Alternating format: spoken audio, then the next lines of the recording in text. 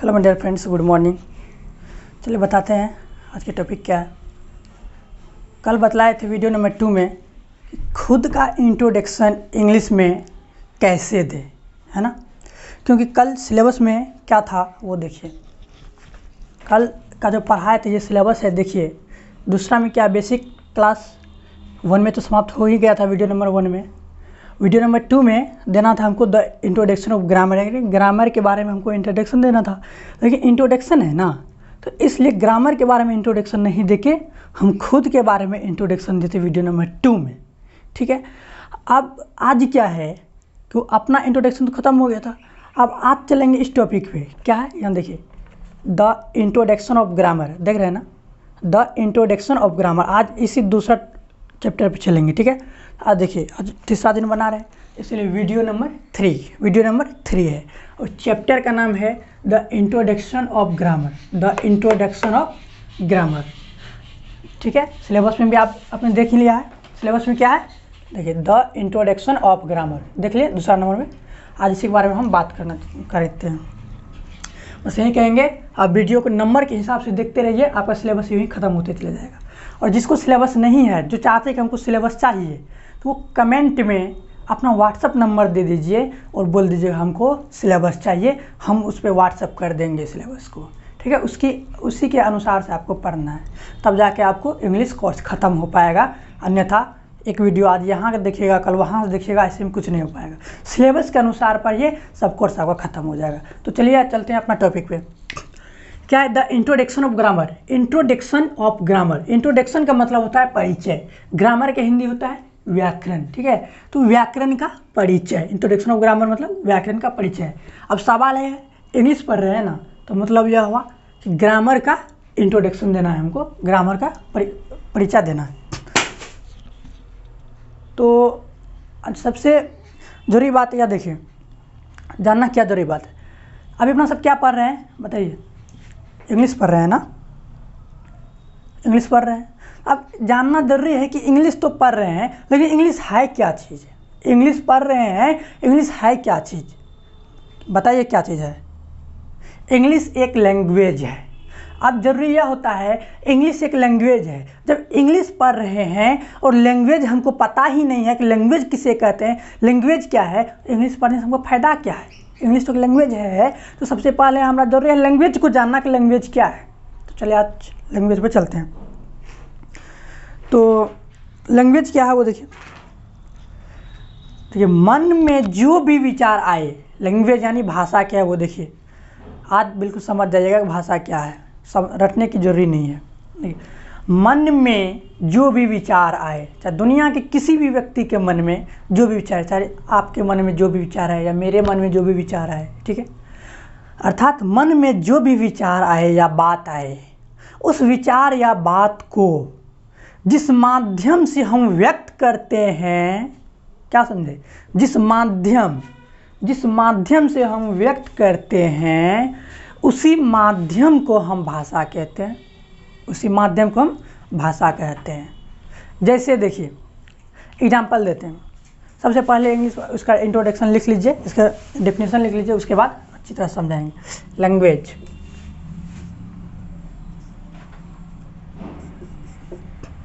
LANGUAGE, language. Language है क्या वो देखिए, language is that through THROUGH, through, language is that through which WHICH, which we express EXPRESS, ठीक है, EXPRESS, express। Language is that through which we express our feelings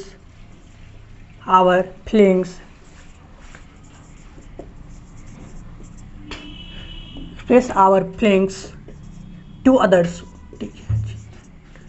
others, that's called language, LANGUAGE, language. अब इसको English में definition देख लिए। क्या कहता है, देखिए language is that through which we express our feelings to others, that's called language. That's का मतलब जो है दैट इज हुआ, ठीक है। देखिए लैंग्वेज मतलब भाषा, लैंग्वेज इज दैट भाषा वह है, लैंग्वेज इज दैट भाषा वह है, थ्रू THROUGH यहाँ तक है, थ्रू विच, यानी कि थ्रू विच का मतलब होता है जिसके माध्यम से, थ्रू विच जिसके माध्यम से, भाषा वह है जिसके माध्यम से we express our feelings, we मतलब हम एक्सप्रेस व्यक्त करते हैं, आवर फीलिंग्स हम अपने भावनाओं को व्यक्त करते हैं, टू अदर्स दूसरों तक, वही दैट्स कॉल्ड लैंग्वेज, वही माध्यम जो है लैंग्वेज है, वही माध्यम भाषा कहलाता है। ये डेफिनेशन के अनुसार से समझिए। अब अपना तरीका से समझिए कि लैंग्वेज क्या है। देखिए लैंग्वेज, मन में जो भी विचार आए या बात आए, उसी बात या विचार को जिस माध्यम से हम व्यक्त करते हैं, जिस माध्यम से हम दूसरे को बताते हैं, उसी माध्यम को हम लैंग्वेज कहते हैं। एग्जाम्पल देखिए, अभी हम आपको जो पढ़ा रहे हैं, मेरे मन में जो भी बात आ रही है, मेरे मन में जो भी बात आ रही है उसको हम आपको बताते हैं। हमारे मन में जो भी बात है, इस बात को हम आपको बताते हैं। तो अभी जो आपको हम बता रहे हैं, हम अपने मन की बात कैसे बता रहे हैं, किस माध्यम से बता रहे हैं, बताइए। इशारा करके ऐसे ऐसे बताते हैं? ऐसे ऐसे नहीं ना, इशारा करके नहीं बताते हैं ना, बोल के बताते हैं। हम किस माध्यम से आपको बताते हैं? बोल के। हम गूंगा थोड़ी ना, हमारा तो मुँह आवाज़ है ना, तो हम बोल के आपको बताते हैं, यानी कि बोलने की माध्यम से हम आपको बतलाते हैं। हम अपने मन के भाव को या मन के बात को या विचार को हम आपको किस तरह से बताते हैं, किस माध्यम से? बोल के बताते हैं, अर्थात बोलने की माध्यम से बताते हैं। तो यहाँ देखिए, बोलने की माध्यम, बोलने की माध्यम एक हुआ, बोलने की माध्यम को ही भाषा कहते हैं। अब दूसरा एग्जाम्पल देखिए, मान लीजिए इधर एक गूंगा है, ठीक है, इधर एक गूंगा है और इधर जो है एक अच्छा आदमी है, इधर एक अच्छा आदमी है। ये गूंगा क्या है? पढ़ा लिखा नहीं है, ये मूर्ख है, समझे? पढ़ा लिखा नहीं है, ये मूर्ख है, ठीक है। अब ये गूंगा के मन में कोई ऐसा बात आ गया जो ये अच्छा आदमी को कहना चाहता है। ये पढ़ा लिखा व्यक्ति है, गूंगा पढ़ा लिखा नहीं है। गूंगा के मन में कुछ ऐसी बात आ गई जो इस अच्छा आदमी को बतलाना चाहता है। अब बेचारे गूंगा तो मुंह में आवाज़ है नहीं, तो फिर ये बतलाएगा कैसे? किस माध्यम से बतलाएगा? बोल के बतलाएगा? नहीं ना, क्योंकि उसके आवाज़ ही नहीं है, उसके आवाज़ नहीं है, वो गूंगा है, बोल के बतला नहीं सकता है। अब पढ़ा लिखा भी नहीं है तो वो लिख करके बताएगा, है ना। तो वो बतलाएगा कैसे, बताइए? इशारा करके ना। ये गूंगा आदमी से अच्छा आदमी कैसे बताएगा? इशारा करके, ऐसे ये इशारा करेगा ना, तब ऐसे बताएगा, ऐसे इशारा करके बताएगा ना। तो मतलब ये जो गूंगा है, इस आदमी को किस माध्यम से बताया, बताइए? इशारा करके बताया, यानी कि इशारा करने की माध्यम से अपने मन के बात को इसको बताया। ये गूंगा क्या क्या अपने मन के बात को इसको जो बताया, किस माध्यम से बताया? तो इशारा करने की माध्यम से, यानी इशारा के माध्यम से, इशारा करके बताया तो इशारा की माध्यम से। तो यहाँ पर लिख देते हैं। दूसरी देखिए, इशारा की माध्यम से, यानी कि इशारा करने की माध्यम से, इशारा करने की माध्यम को ही हम भाषा कहते हैं। अभी क्या बोले? मन में जो भी विचार आए या बात आए, उस बात या विचार को जिस माध्यम से हम व्यक्त करते हैं, उसी माध्यम को हम भाषा कहते हैं। तो यहाँ पर देख लीजिए कैसे माध्यम होता है। एक बोलने की माध्यम हुआ, ये बोलने के माध्यम को भाषा कहते हैं। दूसरी इशारा करने की माध्यम, तो इशारा करने के माध्यम को हम भाषा कहते हैं, ठीक है। अब देखिए तीसरा एग्जाम्पल भी ले लीजिए। तीसरा, मान लीजिए इधर एक गूंगा है, ठीक है, इधर एक गूंगा है और इधर अच्छा आदमी है ना, इधर अच्छा आदमी है। ये गूंगा ऑनर्स फाइनल हुआ है, ये गूंगा का ऑनर्स फाइनल है, ये पढ़ा लिखा व्यक्ति है, ये पढ़ा लिखा व्यक्ति है। और इसके मन में, ठीक है, इसके मन में कुछ बात या विचार आया है जो इसको बताना चाहता है। ये पढ़ा लिखा गूंगा के मन में कुछ ऐसी बात आई है जो इसको बताना चाहता है, वो कैसे बताएगा बताइए। और यह इतना पढ़ा लिखा और इतना इंटेलिजेंट है ना कि यह हमेशा अपने साथ कॉपी और कलम रखता है। क्यों? अपने मन के बात को बताने के लिए। तो यह गूंगा जो है इसको कैसे बताएगा, तो बताता है फटाक से, इसके जो मन में जो भी विचार आता है क्या करता है, इसको बुला लेता है इशारा से, ऐसे बुला लेता है। जब भी ये इसके पास जाता है, ये कॉपी और कलम निकालता है, उस पर लिख के इसको दे देता है, और कॉपी और कलम, कॉपी में जो लिखी हुई बात रहती है उसको पढ़ के यह व्यक्ति, अच्छा व्यक्ति समझ जाता है कि इस गूंगा के मन में क्या है, समझे। यानी कि लिख कर गूंगा जो है इस व्यक्ति को लिख कर अपने मन के भावनाओं को बतलाता है। कैसे बतलाता है? गूंगा अपने मन के बात को लिख कर बतलाता है अच्छे आदमी को। यानी कि लिख कर बताया तो वो हो गया लिखने की माध्यम से बताया, अर्थात लिखने की माध्यम भाषा कहलाया। तीसरा कौन सी माध्यम हुई? लिखने की माध्यम।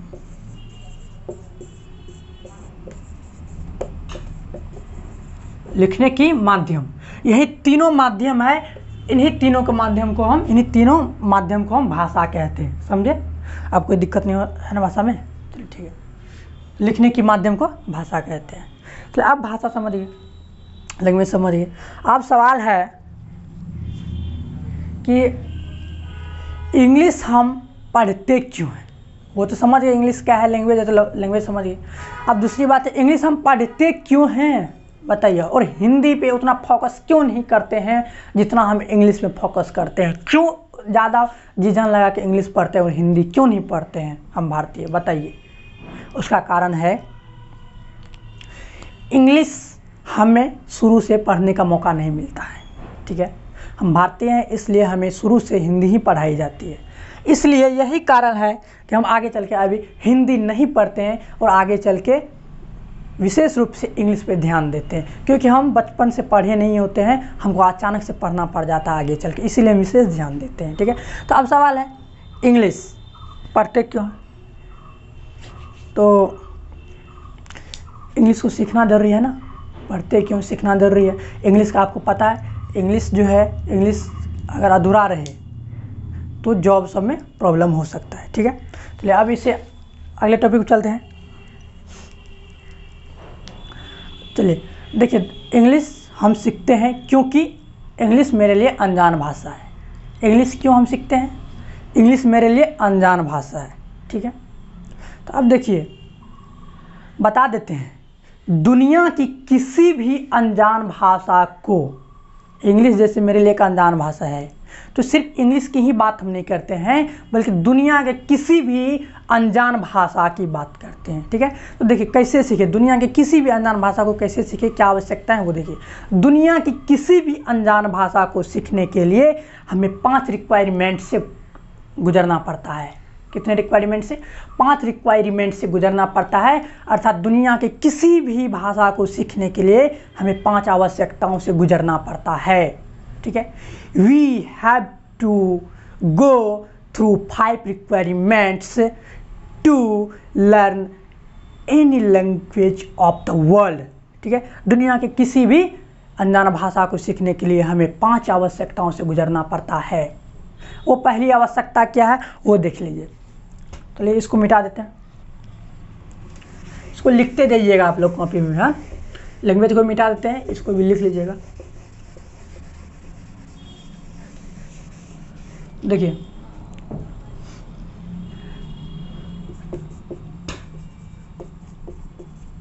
दुनिया की किसी भी अनजान भाषा को जानने के लिए हमें 5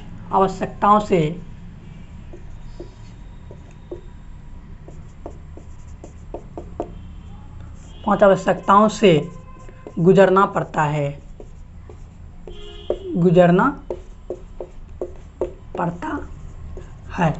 अब देखिए क्या है, दुनिया की किसी भी अनजान भाषा को सीखने के लिए या जानने के लिए हमें 5 आवश्यकताओं से गुजरना पड़ता है। ठीक है, हमें 5 आवश्यकताओं से गुजरना पड़ता है। वो 5 आवश्यकता कौन कौन से हैं, आवश्यकताएं कौन कौन से हैं, वो अभी हम चर्चा करते हैं। कि पहले लिख देते हैं, उसके बाद चर्चा, पहले बोल देते हैं कौन कौन सी आवश्यकताएं। पहली आवश्यकता है सीखने वाली भाषा के अक्षरों को जानना। सीखने वाली भाषा के अक्षरों को जानना, पहली आवश्यकता क्या है? सीखने वाली भाषा के अक्षरों को जानना, अर्थात लेटर्स को जानना। जिस भाषा को आप सीखना चाहते हैं, पहली आवश्यकता है कि उसके लेटर्स को जानना। ठीक है, to learn the letters the learning language, to learn the letters of the learning language. ठीक है, सीखने वाली भाषा के अक्षरों को जानना पहली आवश्यकता है, पहली आवश्यकता। अब देखिए एक बात हम बतला देते हैं। अभी आप हिंदी आसानी से पढ़ लेते हैं, समझ लेते हैं, लिख भी लेते हैं। आप अगर हिंदी अभी जो आप बोल रहे हैं, सीख लिए हैं, बोल लेते हैं, अभी लिख भी लेते हैं। अब बताइए, अगर हिंदी भाषा के अक्षर को आप पहले नहीं पढ़े होते, क ख च छ ट ठ त थ प फ य ल वही सब को अगर नहीं पढ़े होते, नहीं जानते, क्या अभी आप हिंदी भाषा पढ़ पाते, लिख पाते? नहीं लिख पाते ना। अभी हिंदी भाषा आप आसानी से लिख लेते हैं, पढ़ लेते हैं। वो क्यों? उसकी सबसे पहली आवश्यकता आप क्या पूरा किए? सबसे पहली आवश्यकता उसकी, आप हिंदी भाषा को जानने के लिए सबसे पहली आवश्यकता आप पूरा किए कि हिंदी भाषा के अक्षरों को आपने सीखा। सीखा कि नहीं? क ख च छ ट ठ ये सब सीखा कि नहीं? वो सब सीखा, तभी तो अभी हिंदी अच्छी तरह से बोल लेते हैं। अब बताते, इंग्लिश जो अभी आप पढ़ लेते हैं टूटी फूटी, इंग्लिश कैसे पढ़ लेते हैं? सबसे पहले इंग्लिश लैंग्वेज का जो लेटर है ए से लेकर जेड तक, उसको आप सीखे ना। ठीक इसीलिए हम बोले दुनिया के किसी भी अनजान भाषा को सीखने के लिए हमें 5 रिक्वायरमेंट्स यानी 5 आवश्यकताओं से गुजरना पड़ता है। जो फर्स्ट आवश्यकता है सीखने वाली भाषा के लेटर्स को जानना। ठीक है, अब क्यों लेटर्स को जानना वो ज़रूरी, वो पता चल गया। जब तक लेटर्स को नहीं जानेंगे हम तब तक भाषा को सीख नहीं सकते। क्योंकि अभी जैसे हिंदी भाषा हम सीखे हैं, सबसे पहले इसके लेटर्स को हम सीखे, क ख ग घ इत्यादि सब। तो पहली आवश्यकता लेटर्स को सीखना। चलिए,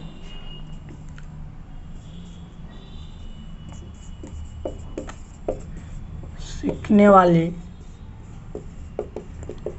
भाषा के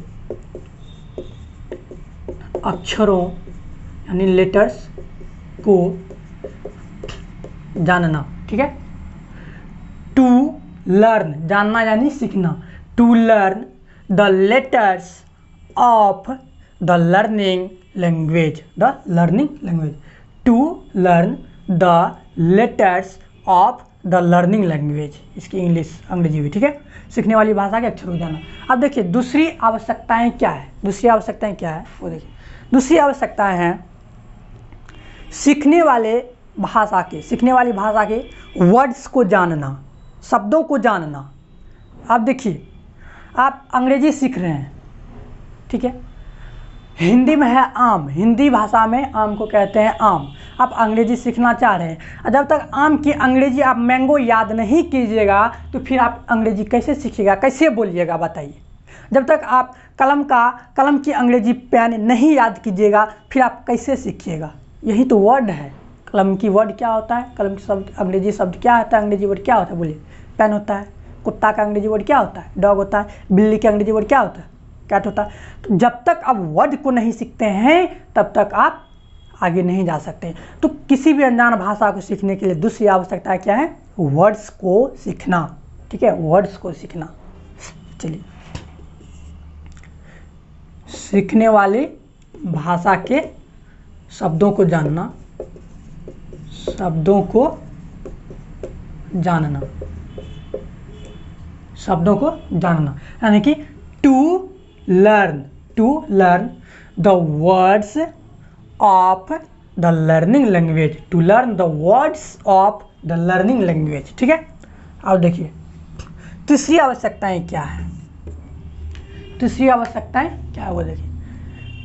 दुनिया किसी भी अनजान भाषा को सीखने के लिए तीसरी आवश्यकता है हम अपनी भाषा से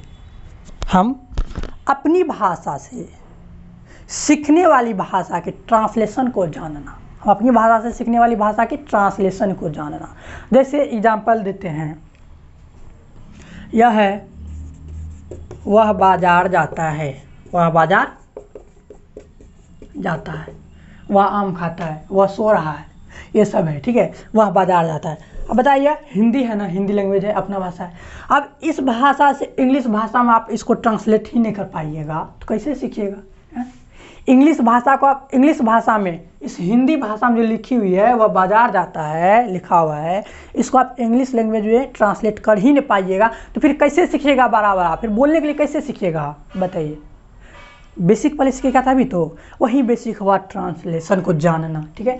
तो वह बाजार जाता है, अगर हम बोल दें he goes to market, he goes to market, तो इसी तरह से ना हम धीरे धीरे धीरे धीरे धीरे धीरे सीखते सीखते एक दिन बड़े से बड़े सेंटेंस भी सीखने लगेंगे। तो इसीलिए हम कहते हैं किसी भी अनजान भाषा को सीखने के लिए तीसरी आवश्यकता है सीखने वाली भाषा, अपनी भाषा से सीखने वाली भाषा में ट्रांसलेशन कर लेना, अर्थात अपनी भाषा से सीखने वाली भाषा का ट्रांसलेशन को जानना, ठीक है। अब देखिए, जैसे अभी बतलाएं, अगर ट्रांसलेशन नहीं जानिएगा तो क्या आप सीख पाइएगा? नहीं सीख पाइएगा। ट्रांसलेशन जानना ही जानना पड़ेगा, यही जो है बेस है। आप यही जानिएगा, धीरे धीरे धीरे धीरे जानते जाइएगा, आगे चल के आप जो है अच्छी तरह से भाषा सीख जाइएगा। इसके लिए ट्रांसलेशन सीखना आपको जरूरी है ना। चलिए तीसरी पहले लिख देते हैं। तीसरी आवश्यकता है यहाँ पे, तीसरी आवश्यकता क्या है? अपनी भाषा से सीखने वाली भाषा का ट्रांसलेशन जानना,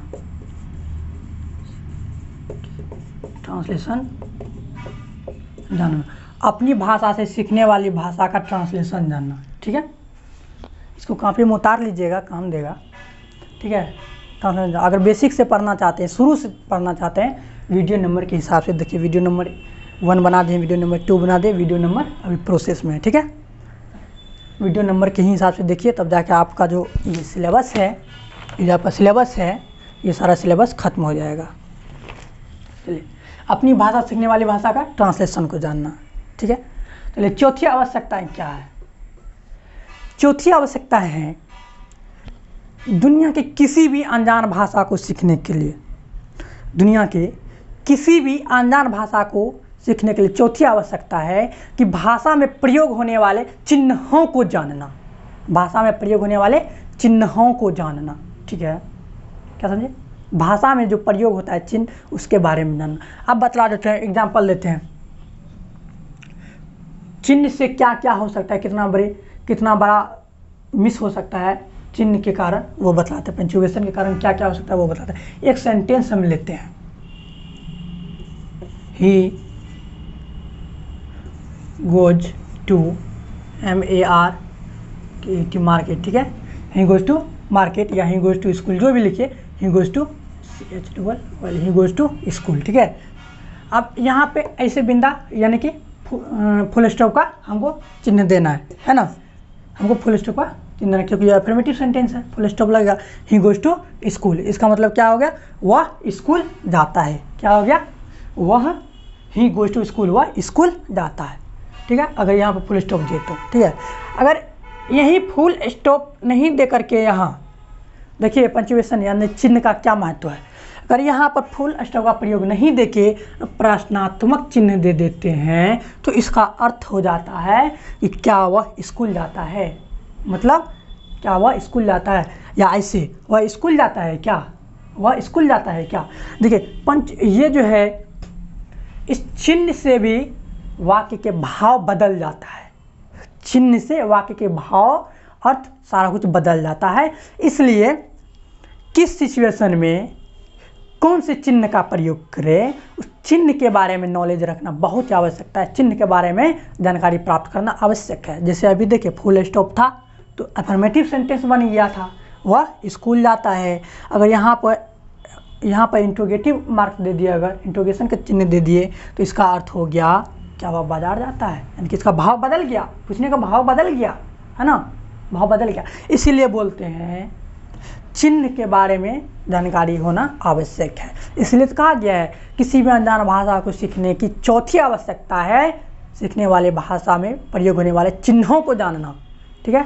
भाषा में प्रयोग होने वाली चिन्हों को जानना। चलिए चौथी आवश्यकता लिख देते हैं, कॉपी में इसको नोट भी करते जाइएगा तो अच्छा रहेगा।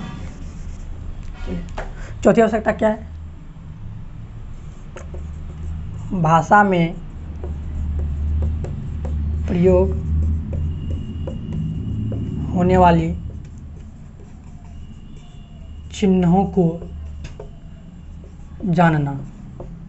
ठीक है, भाषा में प्रयोग होने वाली चिन्हों को जानना, ये रहा चौथी आवश्यकता। ठीक है, अब पांचवी आवश्यकता है ना, बोले थे 5 रिक्वायरमेंट से गुजरना पड़ता है हमें।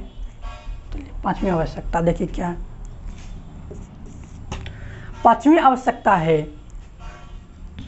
कहानी, कविता, संक्षेपण, लेख etc को जिस भाषा को हम सीखना चाहते हैं उस भाषा में अच्छी तरह से लिख लेना, बोल लेना, पढ़ लेना। ठीक है, जैसे हिंदी भाषा से इंग्लिश सीखते हैं तो हिंदी भाषा में कहानी, कविता, लेख, संक्षेपण इत्यादि है, और इस हिंदी भाषा में जो लिखी हुई है कहानी, कविता, कहानी, लेख, संक्षेपण etc, इसको इंग्लिश में बना लेना, ट्रांसलेट कर लेना, ये पांचवी आवश्यकता है ना। अगर आप बताइए, अगर किताब, कहानी, सारा कुछ, अगर कहानी, किताब, कविता, लेख, संक्षेपण इत्यादि सबको हिंदी भाषा में जो लिखा हुआ है और इसको अगर इंग्लिश में आप कर लेते हैं, मतलब है कि आप भाषा सीख गए, लैंग्वेज सीख गए। अगर नहीं सीखे होते तो क्या वो किसी किताब को जो है आप इंग्लिश में ट्रांसलेट कर पाते? किसी हिंदी बुक को इंग्लिश में ट्रांसलेट कर पाते? नहीं कर पाते। पांचवी आवश्यकता सीख गए, यानी कि आप भाषा सीख गए। तो इसीलिए पांचवी आवश्यकता क्या है? कहानी, कविता,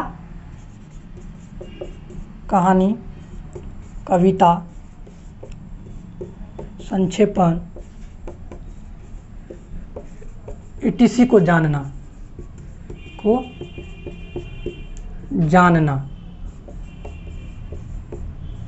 कहानी, कविता, संक्षेपण etc को सीखने वाली भाषा में जानना। यहाँ जगह नहीं था इसीलिए नहीं लिखे हैं, आप लिख लीजिएगा कहानी, कविता, संक्षेपण etc को सीखने वाली भाषा में जानना। चलिए लिख ही देते हैं,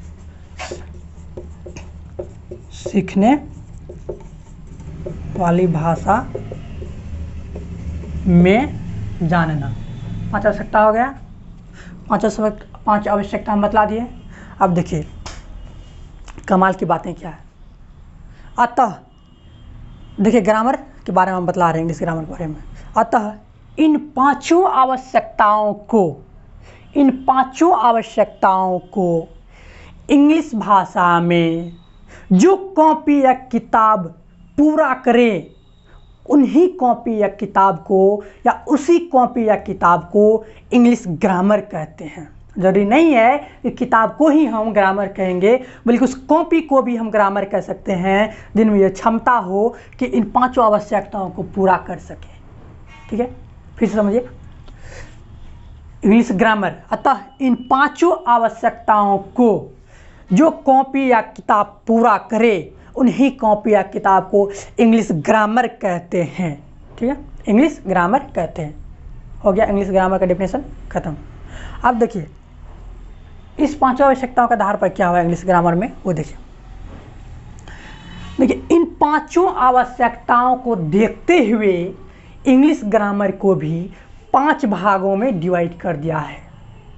इन पांचों आवश्यकताओं को देखते हुए इंग्लिश को भी 5 भागों में बांट दिया गया है। कौन कौन से भाग है, भाग का क्या नाम है वो देखिए, याद रहेगा ना।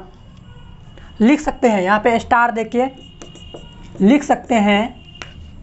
पहले यहाँ पे स्टार देखिए, पहले आपको लिखना है कि अतः इन पांचों आवश्यकताओं को जो कॉपी या किताब पूरा करे उसी कॉपी या किताब को इंग्लिश ग्रामर कहते हैं। ठीक है, इंग्लिश ग्रामर खत्म हो गया। ये पॉइंट नंबर 1 में आपको लिखना है। चलिए पॉइंट नंबर 2 में क्या लिखना है वो बताते हैं।